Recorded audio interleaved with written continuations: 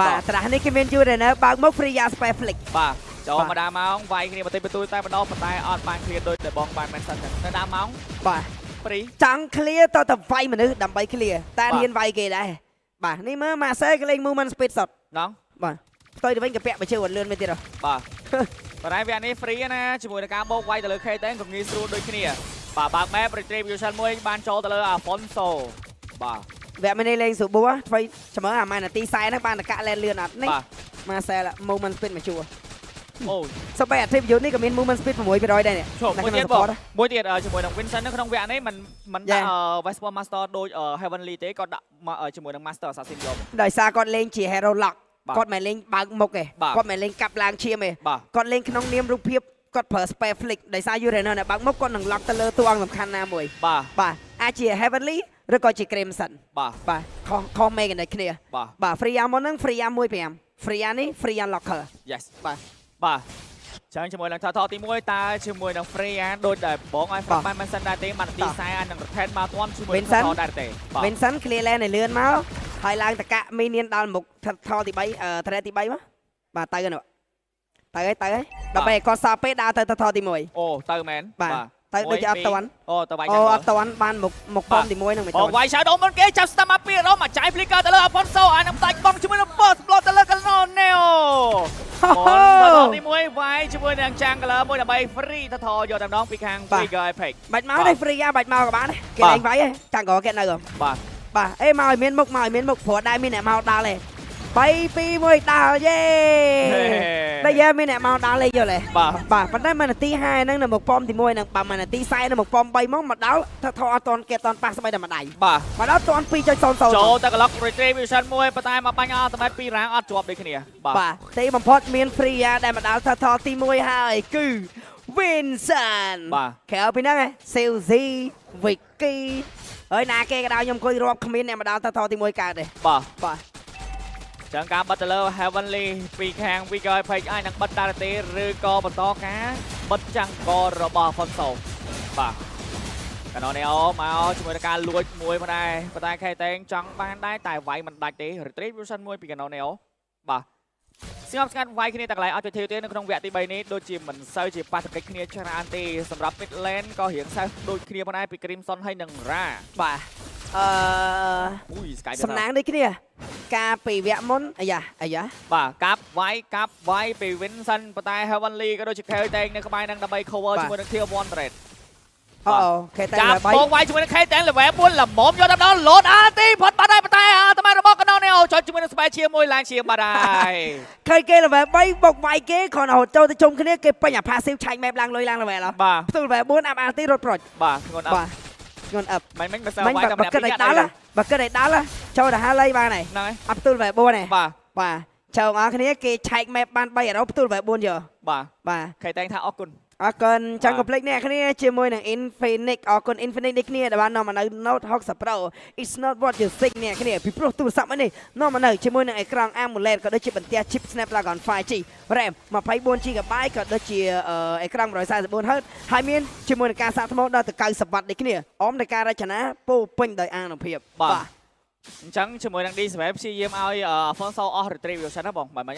តែនៅតែគេមិន retrieve ទេគេវាយផបើធម្មតាបាទមើលតាន់ Sky មិញនៅរ៉ាមែនហ្នឹងហើយនៅរ៉ា Yes sir បាទចឹង Heavenly គីឡូឈាមប៉ុន្តែ Crimson អស់ចាបាត់ហើយអាចនឹងបោកវាយជាមួយនឹងថមួយនេះបានដែរទេជាមួយនឹងការ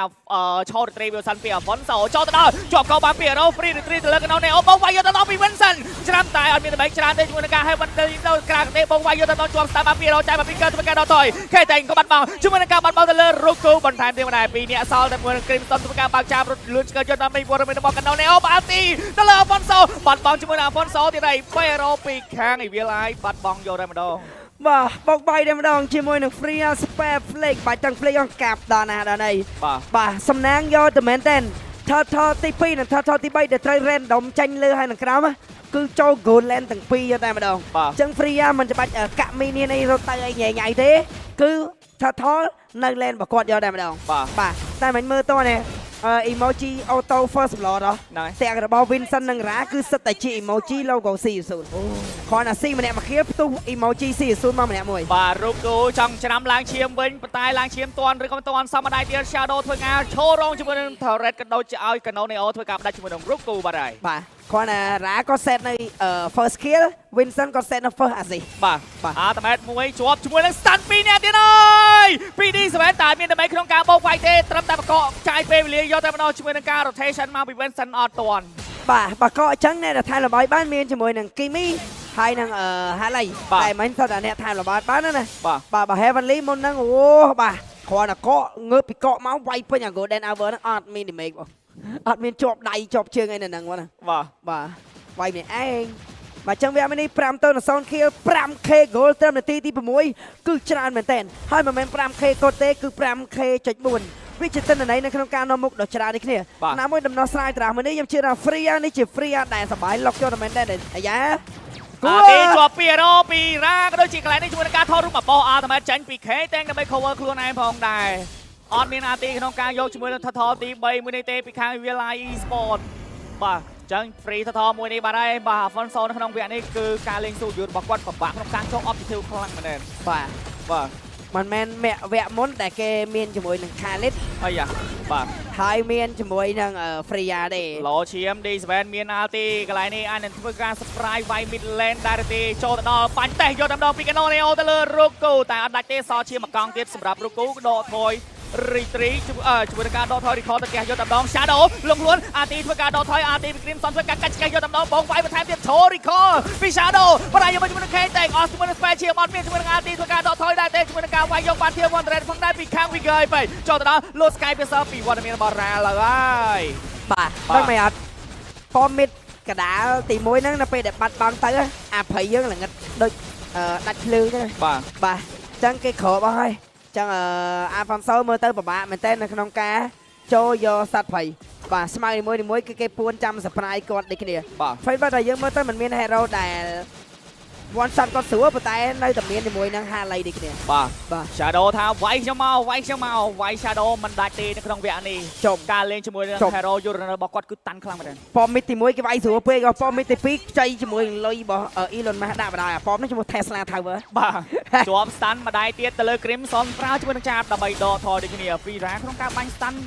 បើមិនជាប់មួយជាប់ពីរ បាទ7នាទីចិន8នាទីនៅមុខ 7k goal វគ្គនេះគឺហ៊ានវាយក្រៅដីទេពី Vialai បាទ ឃើញឡើងចាញ់ហើយ អយយច្រាំក៏លេងឈឺជាមួយនឹង Pop បើគេវាយតាធំទុកអាទូចឲ្យមើលយកតែម្ដង K ទេចាប់ដល់ជាមួយនឹងការចាប់ទៅលើ Ra តែចាយមក Flicker ធ្វើការដកថយប៉ុន្តែយើងមើលជាមួយនឹងការចូល Star Mero យកទៅដល់កាប់វាយ Vincent ធ្វើការច្រាំបានបោកជាមួយនឹង K ទេចូលទៅដល់ Lock ដល់ក្នុងផ្ទះយកទៅដល់ពីវត្តមានរបស់ Shadow រង damage ខ្ទេចខ្ទីឬខ្ទឹមយកតែម្ដងពី Shadow បាទ Shadow សំដៅ K តែគាត់ទៅអាចមុខមកព្រាមគេយកម្សៅញីភ្នែក យKano Neo វាយមួយទៅលំ3ដល់ T3 Red អូ បាទ Heavily តែពិតមុននឹងគាត់វា flick តែគាត់អត់រំពឹងថាលឿនយ៉ាងពេក បាទចុក បាទ Mastery damage ទៅគួរ120 damage លួចបាន120 damage មកជះដាច់ សំខាន់ level ចាញ់គ្នា4 level ណោះបាទ 5 level 5 level បាទអញ្ចឹងជាមួយនឹង Seal Trade នៅខាងផ្លូវ top lane ក៏បាយដូចគ្នា 851ហីអញ្ចឹងបាទ level 15ក៏អត់ទាន់ K boy lin ទេណា បាទចាំមក play ទី Q មកណាជាមួយនឹង AO Gamer ដែលជាគម្រោងថ្មីសម្រាប់អ្នកដែលប្រើជាមួយនឹង SIM Cell Card ក៏ភ្លេចភ្ជាប់អស់គ្នាដែលអ្នកគ្នាបានទាំងអ៊ីនធឺណិតបានទាំងទេនិងបានទាំងសារផ្ញើនិងទេនៅក្នុងប្រព័ន្ធបានទាំងពេជ្រដូចគ្នាជាពិសេសគឺអ្នកទាំងអស់គ្នាចំណាយត្រឹមតែ $1.5 ទទួលបាន 8GB ទេផ្ញើសារក៏ដូចជា60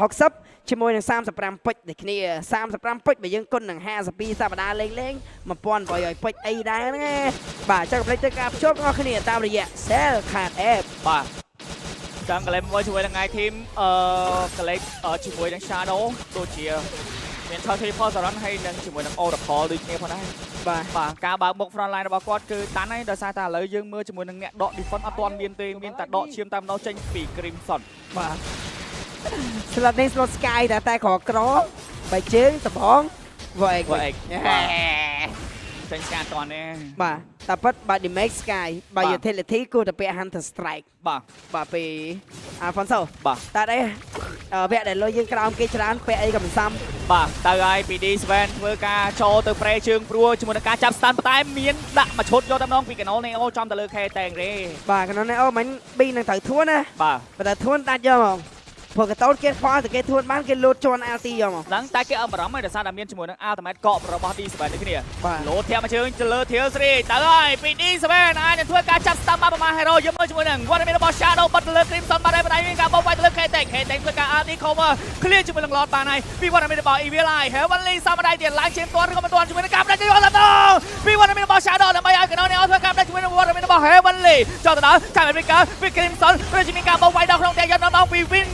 Vincent 6អាយ៉ាជាមួយនឹង Tier 3នៅខាងផ្លូវមីឡែនក៏យកបានបណ្ដៃឈប់កាប់យកតែដល់កាប់ច្រាមពី Vincent ចាប់ stand ចាប់ថតមកបោះពី Waterman របស់ D Sven ធ្វើការបោកវាយទៀតយកដល់តែអត់មានមានទេជាមួយនឹងការបើកមុខធ្វើ RR មែនទៅលើ Roku បោះជួយ Roku ថែមទៀតបណ្ដៃពីការបដាច់របស់ Canal Neo បណ្ដៃ Afonso ទប់ផ្ទះជាប់ឬក៏មិនជាប់ខេតែងនៅសល់2អ្នកតាមដល់ជាមួយនឹងការឆោតទប់ផ្ទះចាំយកតាមដល់ជាមួយនឹងការចាប់ថតរូបបោះពីបណ្ដៃបានអត់ដាច់ទេបោះជាមួយនឹងខេតែងធ្វើការបដាច់ពី Waterman របស់ Rad នេះគ្នា Heavenly ធ្វើការក្រាក់ទេបោកវាយយកដល់ពី Vincent ចែកជំនាញនៅក្នុងវិទ្យាទី3គឺបានទៅលើ Winger Epic